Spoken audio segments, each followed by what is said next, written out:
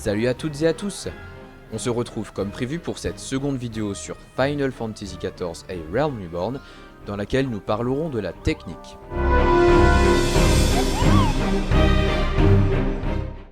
En effet, Square Enix sera sûrement attendu au tournant sur ce point, étant donné que la première version était assez frustrante à cause du lag abusif et de son optimisation un peu douteuse.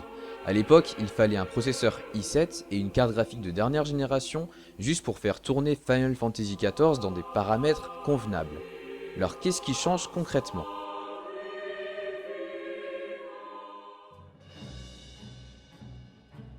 Des profonds changements sont effectivement à venir, aussi bien côté serveur que côté client.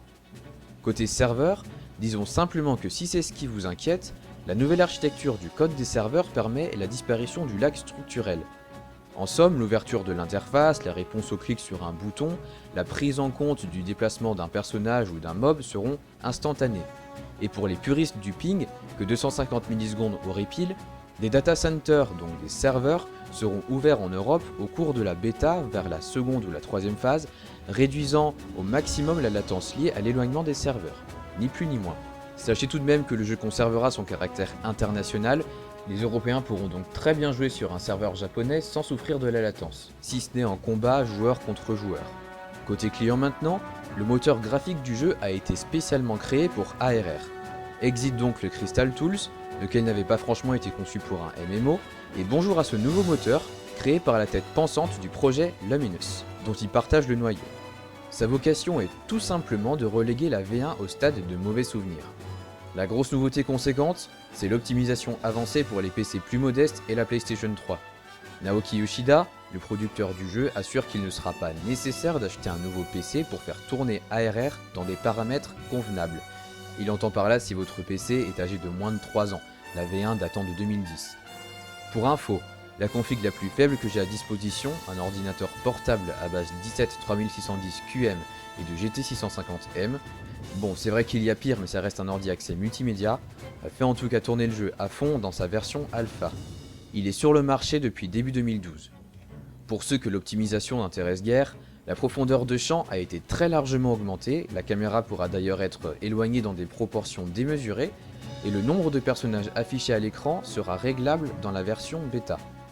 Les shaders sont dorénavant générés en temps réel, et c'est assez rare pour être noté, puisque c'est la première fois dans la série des Final Fantasy que les ombres sont calculées en temps réel, et c'est de plus dans un MMO. Chaque feuille d'arbre génère maintenant sa propre ombre par exemple. Le résultat en est grandiose. Et l'occlusion ambiante est enfin utilisable, quand cette dernière rendait le jeu injouable même sur une GTX 690 dans la première version. Extrêmement évolutif, le moteur n'accueillera cependant pas tout de suite les fonctionnalités DirectX 11 ni le SLI à sa sortie, mais selon le producteur, DirectX 11 arrivera au gré des patchs suivant la sortie du jeu. Les développeurs affirment malheureusement ne pas vouloir rendre la PS3 compatible 3D. D'ailleurs, tant que je parle de la PS3, on reste sur un jeu multiplateforme. On aura donc les joueurs de PC et de PS3 sur les mêmes serveurs avec les conséquences que ça implique. Par exemple, pour un joueur qui possède les deux plateformes, il pourra switcher entre l'une et l'autre tout en conservant sa progression et sans frais supplémentaires. La seule dépense à prévoir, c'est l'achat des boîtes pour le PC et la PS3. En conclusion, le lag et les ralentissements, c'est du passé, et c'est vraiment pas sûr qu'on les regrette.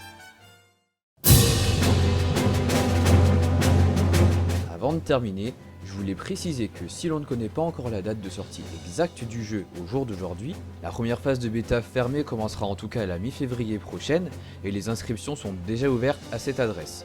Elle s'étendra au moins jusqu'à la mi-avril, cependant il est bien plus probable qu'elle se termine en mi-fin juin et même plus tard en cas de pépin. Cette incertitude, encore une fois, est due au fait que le producteur tient à présenter le produit qui correspond exactement à ses exigences de qualité avant de l'imprimer sur des galettes. Il faudra attendre la 4ème phase de bêta pour connaître avec certitude cette information. Voilà qui achève donc cette seconde vidéo sur la technique de FF14 ARR. La prochaine traitera en détail des quêtes. À la prochaine!